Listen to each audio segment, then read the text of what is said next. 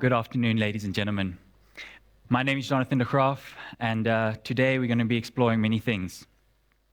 In a moment, as I move forward with the presentation, I'm going to invite you, because we are here to share and understand differences, to shout out and use your voice and tell me the first things that come to your mind.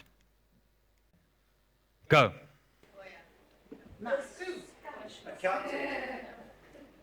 Anything else? Anything else? Saucy. Fantastic. Thank you so much for sharing your thoughts and opinions, everyone. So this is basically to judge a book by its cover.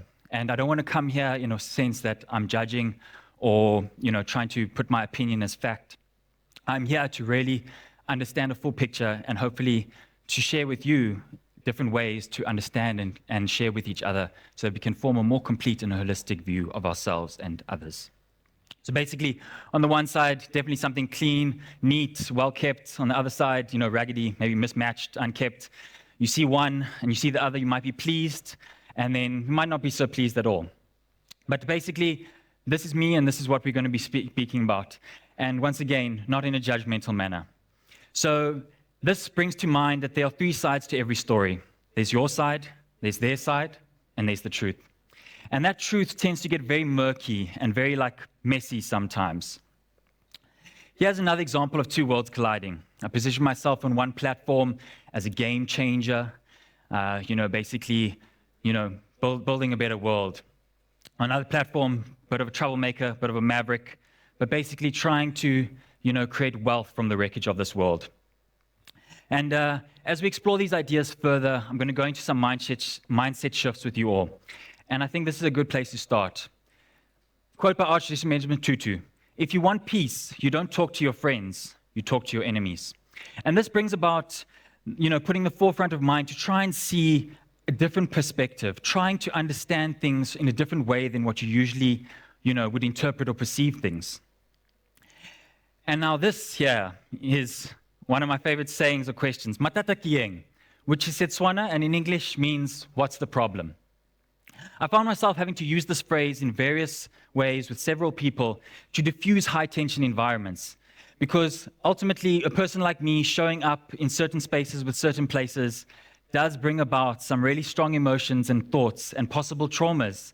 And suppressed emotions can really bring up, another side to a person that we might not agree with or understand from first glance. Which leads me to this. I believe in a world where we can all thrive, where natural laws and rules of law are in balance, complementing and adjusting to our systems of structure and control. How can we unlock our own growth and see things in a new way, where there is a world we can all thrive in, and growth is possible? There are fewer barriers between ourselves and others at the end of the day. So, this might be a touchy subject for some, but let's start here. This in South Africa is Broad-Based Black Economic Empowerment Act. And I believe this is an amazing system. It's very transformative in the way it seeks to guide how businesses, people, and community should grow and work together. It's not simply just about quota at the end of the day. What it actually aims to achieve is, let's say, for instance, a multinational corporation comes into South Africa. Welcome, we want you here. Now, you must understand that our communities and our past and our history has a bit of a complex background to it. So you can't just come here and expect people to do the job. There are people that travel from far. There are people that have fractured families. There are people that have to work through many challenges. There are single moms that need children that go to creche. There are all these dynamics. And as a company that has the power to change and transform and provide for your employees and your people, you should do the best to your abilities. So, Black people defined as African, colored, Indian. What does this mean?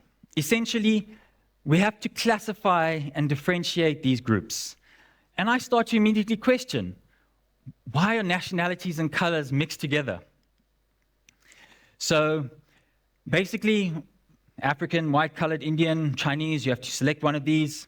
On the same line or a similar sense, religious classification. However, that doesn't make much sense in today's modern world. There are so many mixed and integrated families where selecting one just simply does not apply. And this is the actual crux of the matter. Which African? Now, why do I ask that? Because I have to ask that to myself. Which African am I? Which African are you? To some, based on the color of my skin, they might get very offended. To others, they're like, yes. And British, French, Italian, Portuguese, why am I saying this? Basically, this leads here. This was Africa some time ago. As you can see, colonial systems where foreign nationalities and foreign countries took control of lands and resources, and in a sense, the people there within. Now, focusing back to South Africa, we have a number of cultures and several official languages, and they have their own representation. And they all have their cultural relevance and their unique specific practices and rituals. And now you can begin to imagine how to navigate communicating and accepting all those diverse opinions and understandings could be quite a complex affair. But I genuinely believe that we are moving in the right direction. And from what I've seen through my upbringing, I am positive for the future and the outlook of South Africa. And I truly believe with our constitutional founding and the way South Africans treat each other, we can truly build a better world and model a country that the future should that the rest of the world should model their futures after. So moving on, migration and integration globally. In a world, constant migrations, interactions over many years of evolution have iterated systems and changed and developed. Now, a good example immediately comes to mind, the Silk Road, where literally goods and services and skills moved and went across an entire country from one side of the globe to the other. Another example, maybe the East Indian spice routes, which were facilitated by sea and ship, goods, people, and services moving all around the world. Now, more locally, and in South Africa, I'm going to use a specific example of how our indigenous people, the Khoisan, were hunter-gatherers, nomadic in a sense. They were inland at a certain time of the year, and they were coastal at a certain time of the year. Why is this relevant? Well, to their knowledge and the systems of many tribal cultures in our country, they understood the land and the resources in a very unique and special way, where they knew that seasonal times of the year inland, hunting and gathering and foraging was much more effective and productive. Then when they moved to the coast, going through various settlements along the way, they were able to share and trade. And then finally arriving at the coast during those unique specific times of the year, sea life and flora and fauna there were in abundance. So ultimately, using the land and its resources for the benefit of themselves and the community in a way that allowed them to flourish and thrive. And to some point, at somewhere, these systems broke down. At some point, these systems became very controlled and regulated. And I think that's something we need to really try and avoid, where systems of control become controlling. So something to move on to a little bit of a more personal note. I was born in those red marked lands there, Bantustans as they were called. Specifically, Botswana was my homeland, a country that no longer exists and only technically existed in South Africa. But something comes to mind. Location, location, location. Basically, lines drawn in the sand for the benefit of some and the exclusion of others. Now, I've grown up in Botswana and schooled in Botswana. I've grown up in South Africa, learned things in South Africa, and I've basically migrated continuously between the two. But this is not how I see the world, ladies and gentlemen. For me, this is the worldview, an interconnected and constantly changing global dynamic, and basically where freedoms are afforded to all global citizens, where we are free to move, collaborate, in new and unprecedented ways through the technologies that we have developed in these current modern times.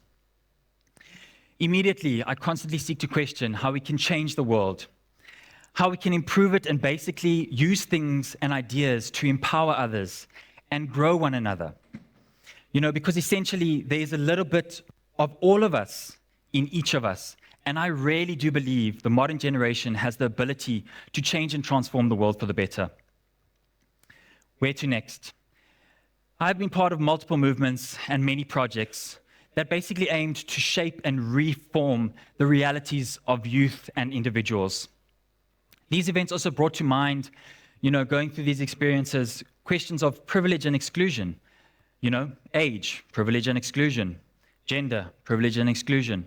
Color, privilege and exclusion. Language, privilege and exclusion. So what we need to try and do is how can we create a system that basically does not overclassify and really segregate, and also not declassify and sort of, neglect, but where laws and morals kind of become mixed and integrated for the benefit of all.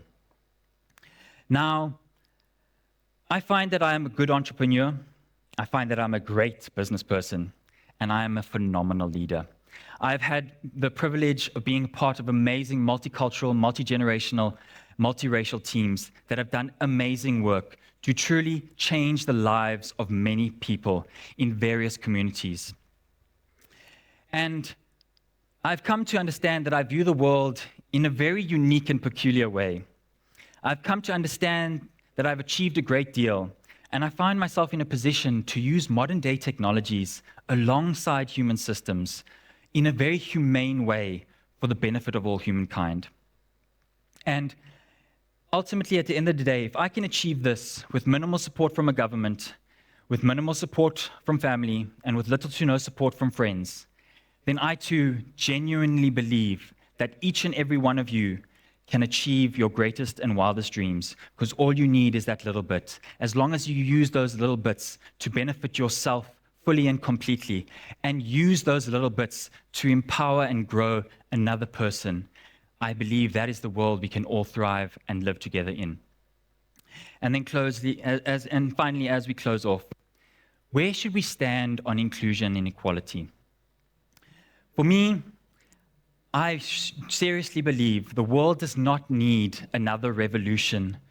We need an evolution. We need to move away from these petty games of revenge and conquest and trying to correct wrongdoings of the past and try and understand our humanity better and accept what has been done and forge a way forward to the future in a collective and holistic manner and accept ourselves and accept others in the same way that we accept the youngsters growing into the future, and really trust and believe that they will use their innate abilities and humane skills and talents for the benefit of us all. Thank you so much, ladies and gentlemen.